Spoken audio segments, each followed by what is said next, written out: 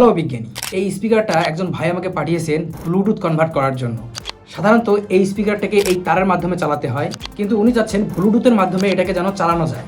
উনি আমাকে পেজে মেসেজ দিয়ে বলতেছে, ভাই আমি আপনার সাবস্ক্রাইবার, আমি আপনার সব ভিডিও দেখি, আমার এরকম একটা স্পিকার আছে, এই স্পিকারটাকে আপনি ব্লুটুথ সিস্টেম করে দেন।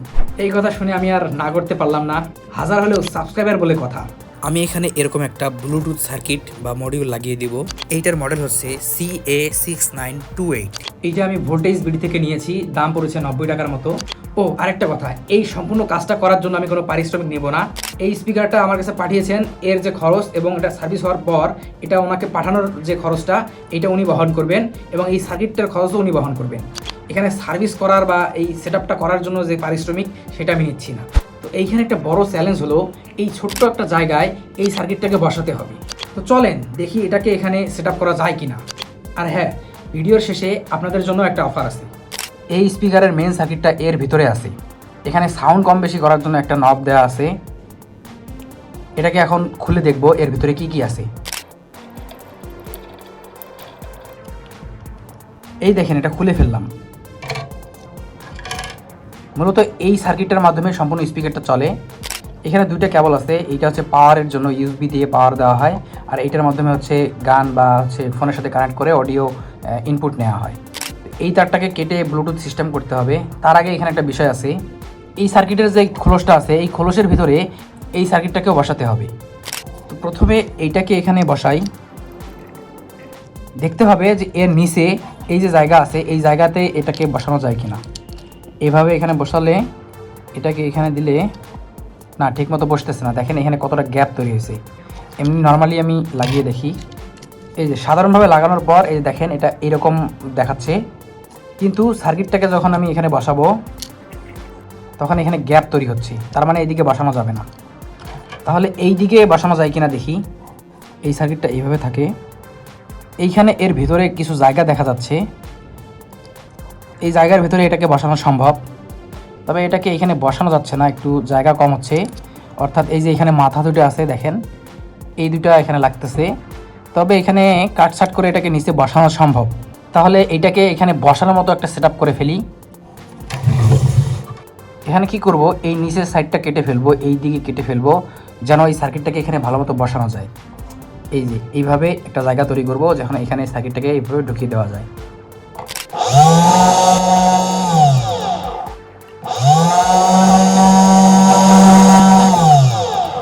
দুই সাইড থেকে একটু গ্যাপ করে নিলাম। এবার এই সার্কিটটাকে এখানে বসিয়ে দেখি যে আসলে বসানো যায় কিনা। সার্কিটটাকে এখানে বসানো গেল। এবার এটাকে এখানে বসিয়ে দেখি যে আসলে বসে কিনা। হ্যাঁ, এখানে বসানো যাবে, তবে এই যে ক্যাপাসিটরটা আছে এই ক্যাপাসিটরটা খুলতে হবে। এর এই ক্যাপাসিটরটা খুলে ফেলি। দেখেন এই ক্যাপাসিটরটা খুলে ফেললাম, এটাকে পরে লাগাবো। এখন এটাকে সেটআপ করে দেখি যে ঠিকমতো বসছে কিনা।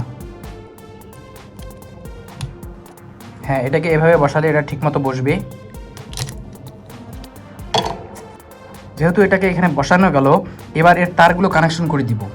এখান থেকে এটাকে বের করে ফেলি। এইখানে যে কানেকশনগুলো আছে এগুলো কানেকশনগুলো করতে হবে। এবার এখান থেকে যে ইনপুটের লাইনটা আসছে, এই যে ইনপুটের লাইনটা আসছে এই তারটাকে কাটতে হবে। এই তারটাকে আমি কেটে ফেলবো। এবার এখানে যে তিনটা তার আছে এই তিনটা তার আমি টেনে বের করব। এই যে এইভাবে বের করে নিলাম। দেখেন কেটে দিলাম। এখানে যে তিনটা তার আছে এই তিনটা তারই হচ্ছে আসল তার, এগুলোকে সমান করে কেটে নিব।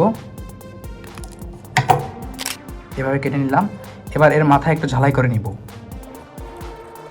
এই তো তারগুলো ঝালাই করে নিলাম। এখানে ভালো করে লক্ষ্য করলে বুঝতে পারবেন, এখানে লেখাই আছে ভি ব্যাটারি, এখানে পজিটিভ দিতে হবে, এখানে জিএনডি গ্রাউন্ড দিতে হবে, আর এখানে হচ্ছে আউট আর, এটা হচ্ছে জিএনডি গ্রাউন্ড, এখানে হচ্ছে আউট এল। এই অনুযায়ী এখানে কানেকশন করতে হবে। এখানেও দেখেন ঠিক একই রকম আছে। এই যে এই তারটা আছে এটা হচ্ছে আর ইন, মানে এখানে ইন হয়, এই সার্কিট থেকে তো আউট হবে, আউট হয়ে এখানে ইন হবে। এখানে দেখেন আর ইন, আর এটা হচ্ছে এল ইন, এইটা হচ্ছে জিএনডি। তো এই সিস্টেম অনুযায়ী আমি তারটা কানেক্ট করে দিব। এই সাদা তারটা যে আছে এই সাদা তারটা হচ্ছে এল ইন, আর এইখানকার এল আউটের সাথে কানেক্ট করতে হবে। আর এখানে যে ব্লু কালারের তারটা আছে এটা হচ্ছে আর ইন, আর এখানে আর যে আউট আছে সেটার সাথে কানেক্ট করতে হবে। আর এটা হচ্ছে জিএনডি, হলুদ তারটা হচ্ছে গ্রাউন্ড, এই গ্রাউন্ডটা কানেক্ট করতে হবে। অডিওর তারগুলো ভালো করে কানেক্ট করে দিলাম। এবার এখানে পাওয়ারের তারটা কানেক্ট করতে হবে। এরকম চিকন তার আমি যে এখানে কেটে নিয়েছি, এই যে এই তারটা কেটেছি, এই তার থেকে আমি চিকন তার বের করে নিব। এই যে দুটো তার নিয়ে নিলাম, এই দুটো তার আমি এখানে কানেক্ট করে দিব। এই হলুদটাকে পজিটিভ ধরবো আর এই ব্লুটাকে নেগেটিভ ধরবো। দেখেন এখানে পজিটিভ নেগেটিভ তার আমি কানেক্ট করে দিলাম। এই দুটো তার এখন এইখানে যে ভোল্টেজ ইন হয়েছে, এই ইউএসবির মাধ্যমে যে তারটা এখানে কানেক্ট হয়েছে, এখানে পজিটিভ নেগেটিভের সাথে আমি কানেক্ট করে দিব। পজিটিভ নেগেটিভ তার আমি কানেক্ট করে দিলাম।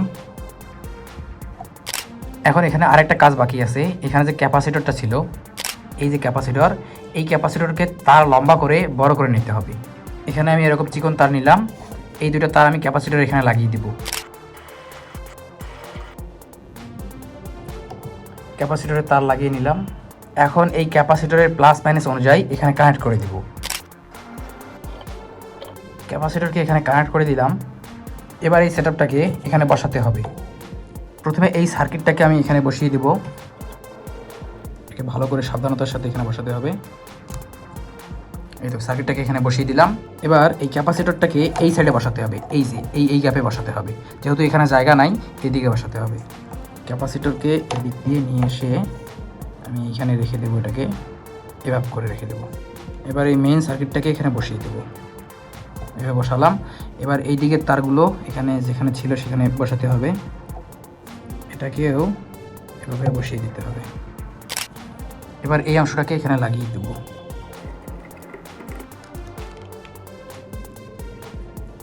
বাহ, এটা তো খুব সুন্দরভাবে সেট আপ হয়ে গেল। এবার এটাকে টেস্ট করে দেখবো যে আসলে এটা কাজ করে কি না। এই মাত্র আমি স্পিকারটা টেস্ট করলাম।